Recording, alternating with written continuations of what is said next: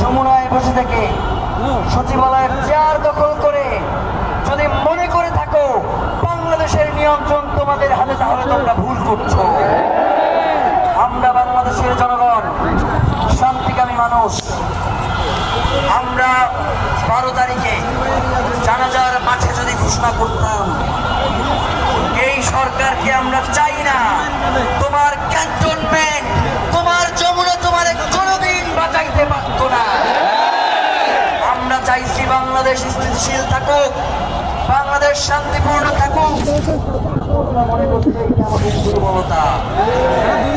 আজকে আমরা শাহবাগে বসেছি, আগামীকালকে আমরা পুরো বাংলাদেশে বসে যাব, দেখবো তোমাদের।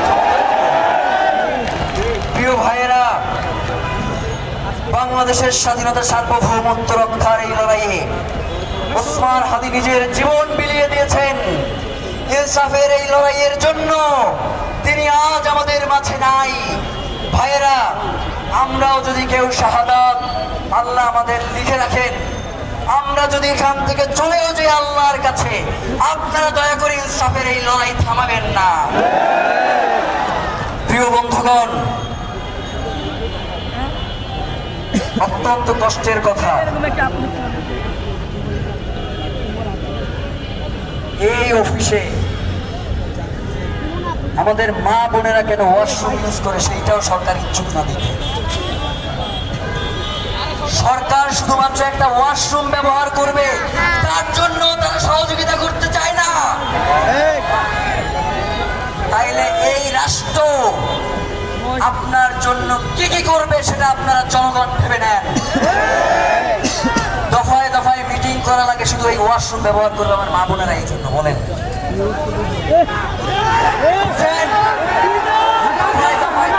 মিটিং করা লাগছে এইটুকু অনুমতি নেওয়ার জন্য।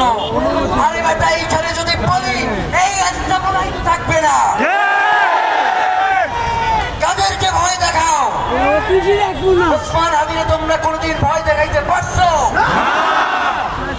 আজকে এখানে অসংখ্য লক্ষ লক্ষ ওসমান হাদি বাংলার জমিনে তৈরি হয়ে আছে, তোমরা কাদেরকে ভয় দেখাও?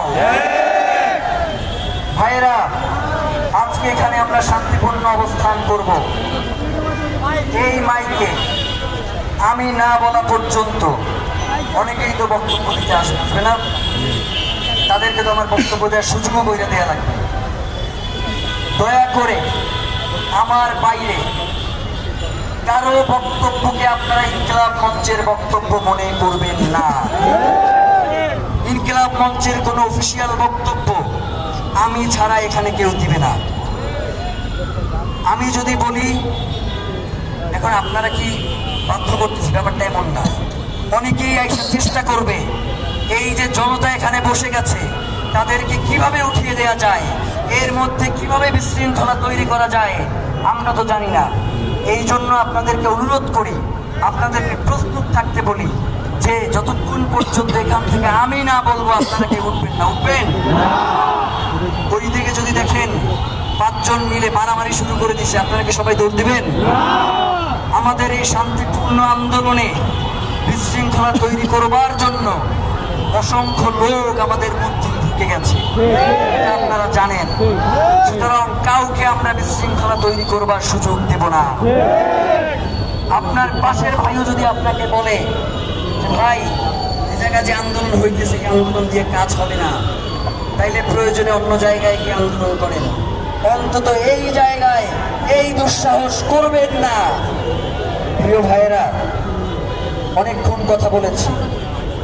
আমি সকাল থেকে 2টা পর্যন্ত আমি কোনো কথাই বলতে পারি না। আমি অনেকক্ষণ ভেতরে বসে ট্রাই করতেছিলাম যে কোনোভাবে আমি কথা বলতে পারি কিনা। এখন পর্যন্ত কমপক্ষে 15 কাপ আমি চা খাইছিলাম, যাতে কোনোভাবে আপনাদের সামনে যাতে দাঁড়িয়ে কথা বলতে পারি। তো আপনাদের সামনে আসছি, আল্লাহ জবানকে আটকে রাখেন নাই, আপনাদের সামনে কথা বলবার সুযোগ হয়েছে। আমরা যদি শহীদের কাতারে চলে যাই, এই ইনসাফের লড়াইকে আপনারা থামিয়ে দিবেন? স্লোগান কি হবে? কণ্ঠে কি জোর আছে? নারায়ে তাকবীর, আল্লাহু আকবার, আল্লাহু আকবার, নারায়ে তাকবীর, নারায়ে তাকবীর, আল্লাহু আকবার, আল্লাহু আকবার।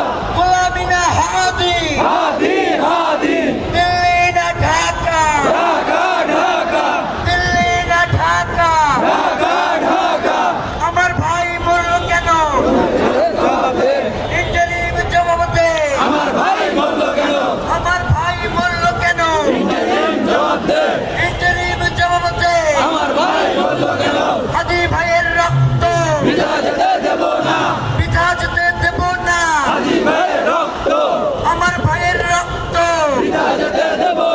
পিতা যেতে দেব না। We want, we want, we want, we want, we want, we want, we want, we want, we want, we